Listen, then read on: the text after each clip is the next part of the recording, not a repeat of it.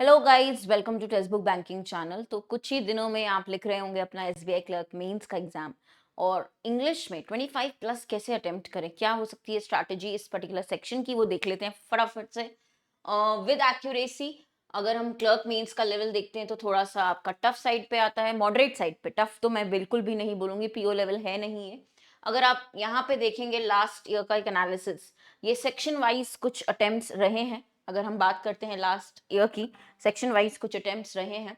और इसमें इंग्लिश में अगर आप देखेंगे 22 टू 27, हाँ, 22 टू 27 कुछ आपके अटेम्प्ट्स, क्योंकि इंग्लिश का section easy to moderate side पे रहा है। ज्यादातर आप देखोगे ये सेक्शन जो है आपका बहुत ट्रिकी कभी नहीं आता है। कुछ क्वेश्चंस हमेशा ऐसे रहते हैं जो डुएबल हैं, जिसमें आप कॉन्फिडेंटली 100% एक्यूरेसी के साथ आंसर करते हैं अगर आपने अच्छी प्रैक्टिस की हो, जैसे हम एग्जाम के लिए कर भी रहे हैं, मिसलेनियस सेट्स, कॉम्बिनेशन सेट्स। तो मैं आपको 40 में से जो रेंज बता रही हूँ कि हम कम से कम 25 प्लस की कोशिश करें, अगर हम गोल ऐसा रखें, टारगेट ऐसा रखें, है ना, तो पुश कर पाएंगे। 27 तक स्टूडेंट्स ने किया था लास्ट टाइम भी, इजी टू मॉडरेट लेवल में, which was a good attempt 22 to 27। तो 25 प्लस कैसे हम जा सकते हैं? तो क्वेश्चन टाइप्स जो हमारे आए थे पिछली बार और जो इस बार एक्सपेक्टेड हैं वो देख लेते हैं। तो वो कैब आरसी बेस्ड बेसिकली 9 से 15 क्वेश्चंस ये रहेंगे ही रेंज। फिर उसके बाद वो कैब बेस्ड आरसी भी था एक अलग से 3 मार्क्स का। कनेक्टर्स थे 3, एरर के 4, double fillers 4, word usages 2, string के बेस पे parajumble 5, rearrangement 4, cloze test para fill up 6। तो बहुत लेवल, या मैं बोलूंगी ट्रिकी पैटर्न ज्यादा नहीं थे, बट इनमें से अभी भी अगर आप फोकस करेंगे तो आरसी पे ज्यादा करिए। तो 9+3 12 मार्क्स, ठीक है। तो 10 to 15 मार्क्स आपका कॉम्प्रीहेंशन आएगा। तो रिमेनिंग डेज पे अगर आप, जो हम पेड क्लासेस में भी कर रहे हैं, आरसी पे फोकस करिए, इन्फरेंस बेस्ड क्वेश्चंस पर्टिकुलरली, ठीक है। कॉन्टेक्स्ट जो है आपके आरसी बेस्ड इन्फरेंस क्वेश्चंस जो भी हैं, इन पे आपको फोकस करना है। ये आपको ज्यादा से ज्यादा 10 से 15 मार्क्स का है, तो कम से कम हमें 8-9 मिनिमम यहीं से खींचने हैं मार्क्स। फिर आपका आता है इसमें से अगर मैं बात करती हूँ वोकैब बेस्ड, तो आप देख सकते हैं कि वोकैब आपका फिलर्स में है, वर्ड यूजेज में भी है, क्लोज टेस्ट में भी यूज हो रहा है। तो वोकैब बेस्ड क्वेश्चंस, तो वोकैब रिवीजन पे अगर आप फोकस करते हैं last few days, this will really really help. एक वोकैबुलरी रिवीजन जो भी एडिटोरियल वर्ड्स में आपको देती हूँ चैनल पे भी और टेलीग्राम पे भी, वो मोर देन इनफ होंगे। बाकी जो आपके सेट्स हैं, कुछ सेट्स ऐसे आएंगे गाइस, अगर हम ग्रामर की बात करते हैं, एरर स्पॉटिंग, इसमें क्या होगा कि सिर्फ पैटर्न चेंज होगा कि सिंगल लाइन एरर्स आपने देखे थे प्री में, बट यहाँ पे कम से कम 5 मार्क्स का आप एक्सपेक्ट करिए कि एरर स्पॉटिंग आएगा, करेक्ट इनकरेक्ट सेंटेंस या पेयर एरर्स।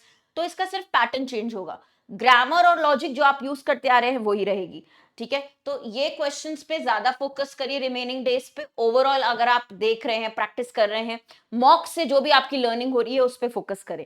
इंग्लिश का आई अंडरस्टैंड थोड़ा सा रिस्की होता है, जब हम मार्क कर रहे होते हैं आंसर, तो हमें थोड़ा सा डाउट तो होता है कि ये करेक्ट है या नहीं, बट कुछ क्वेश्चंस डेफिनेटली वो भी होते हैं जो आपको डायरेक्ट समझ आ रहे हैं कि ये ऑब्वियस है, ये ऑब्वियस ऑप्शन सही होगा।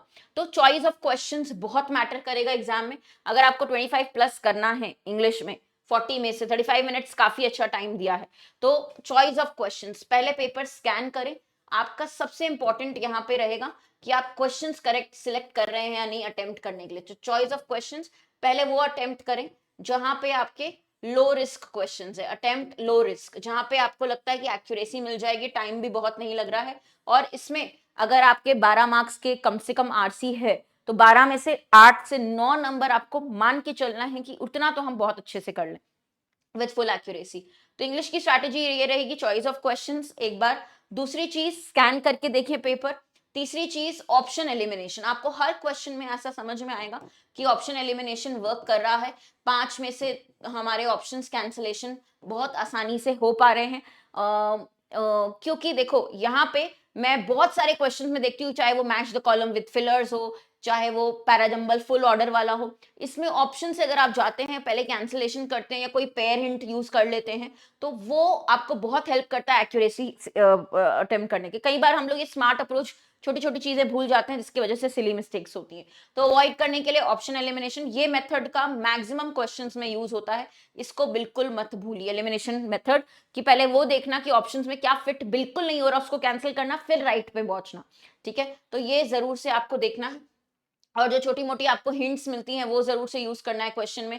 फॉर एग्ज़ाम्पल क्लोज़ टेस्ट के ब्लैंक्स में कि पॉज़िटिव वर्ड आएगा, नेगेटिव आएगा, तो ये चीज़ें ध्यान में रखेंगे। तो ये छोटी-छोटी चीज़ें हैं जो आपको याद रखनी है। बाकी रिमेनिंग डेज़ पे मॉक्स पे ही फ़ोकस करें, जो आपके फुल लेंथ मॉक्स हैं वो ही दीजिए। अब वो टाइम नहीं रह गया है कि सेक्शनल कुछ भी करें, तो फुल लेंथ मॉक्स ही दीजिए। और अगर आप फुल लेंथ मॉक्स दे रहे हैं, तो मैं आपको बता दूँ कि जो भी रिमेनिंग डेज़ हैं, आपके पास अगर 1 वीक भी है टाइम, जैसे हम एक्सपेक्ट कर रहे हैं कि हो सकता है 17th को हो पेपर, 15 को हो पेपर, तो 1 वीक का टाइम आप मान के चलो। तो 1 वीक के लिए अगर आप 2 फुल लेंथ मॉक एक दिन में देते हैं, एक सुबह एक शाम with full analysis, that is enough.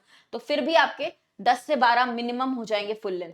इतना आपको करना है विद एनालिसिस, ये बहुत इंपॉर्टेंट है। विद एनालिसिस ये फुल लेंथ मॉक्स दीजिए, यही आपको कॉन्फिडेंस देगा। ठीक है, बाकी ऑल द बेस्ट। मुझे तो पूरा यकीन है आप अच्छे से करके आएंगे, एग्जाम देकर आएंगे।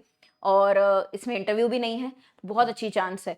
तो अपना 100% दीजिए। कोई भी और क्वेरीज हो तो मुझसे पूछिए। आगे के एग्जाम्स जैसे और भी आपकी अपॉर्चुनिटीज हैं, आईबीपीएस क्लर्क मेंस भी है, ईसीजीसी पीओ का भी नोटिफिकेशन आने वाला है, तो वो सारी भी हम तैयारी करते रहेंगे। हमें ब्रेक तब तक नहीं लेना जब तक हम फाइनल सिलेक्शन या फाइनल हम अपने गोल को रीच ना कर लें, फाइनल लेटर ना आ जाए आपका फाइनल सिलेक्शन वाला, तब तक हमें रुकना नहीं है। बाकी कोड है हर्षिता गाइस, इसी कोड पे आपको मिलेगा मैक्सिमम ऑफ HARSHITA। और मैं आपको बता दूं कि हम ECGCPO का कोर्स भी स्टार्ट करने वाले हैं, और पास प्रो मैक्स भी सुपर पास में अवेलेबल है। तो ये सारे कोर्सेज अवेलेबल हैं। बाकी क्लर्क मेंस की यूट्यूब पे सारे सेक्शंस की क्लासेस भी चल रही हैं, आपने देखा होगा अगर चैनल, तो आपको पता है। मैराथन भी हो रहे हैं सारे। कल मैं एक स्पेशल क्लास भी रखी हूँ संडे को 6 PM पे, वो भी आपकी क्लर्क मेंस के लिए ही है। तो आप ये सारे सेक्शंस को फॉलो करिए। देखिए रीजनिंग का फिर आपका यहाँ पे क्लर्क मेंस के लिए और भी सेशंस हो रहे हैं, इसको अच्छे से फॉलो करें, सारे सेशंस आप फॉलो करें। ठीक है, ये आपको मिल जाएगा। क्लर्क मेंस का आपकी जो सीरीज चल रही है इवनिंग में, फाइनल फाइनल वाली सीरीज है, ये आप देख सकते हैं, रीजनिंग, इंग्लिश और क्वांट। तो रीजनिंग का फाइनल जो आपका क्लासेस चल रही है, इसकी बहुत अच्छी कंटेंट है, ये मिस मत करिए। ठीक है, बाकी टेलीग्राम ग्रुप है हर्षिता मैम टेक्स्ट बुक, कोई भी अपडेट के लिए ज्वाइन करें। सुपर पास का भी लिंक आपको मेरी क्लास के नीचे ही मिल जाएगा डिस्क्रिप्शन में, वो भी आप यूज कर सकते हैं लिंक, और यहाँ पे एनरोल कर सकते हैं। कूपन कोड है हर्षिता, यहाँ पे एंटर करिए HARSHITA। ठीक है, तो हाँ, यहाँ पे आपको मैक्सिमम ऑफ मिल जाएगा जो भी आप सिलेक्ट करें। ठीक है, कोर्स यहाँ पे ये ऑलरेडी आई थिंक लगा हुआ है, हाँ, तो डू चेक इट। और बाकी कोई क्वेरीज है तो बताइए। All the very best. एक माइंडसेट बहुत इंपॉर्टेंट है जो एग्जाम में जरूरी होता है, तो एक हेल्दी पॉजिटिव माइंडसेट के साथ जाइए एग्जाम देने क्लर्क मेंस का। Thank you.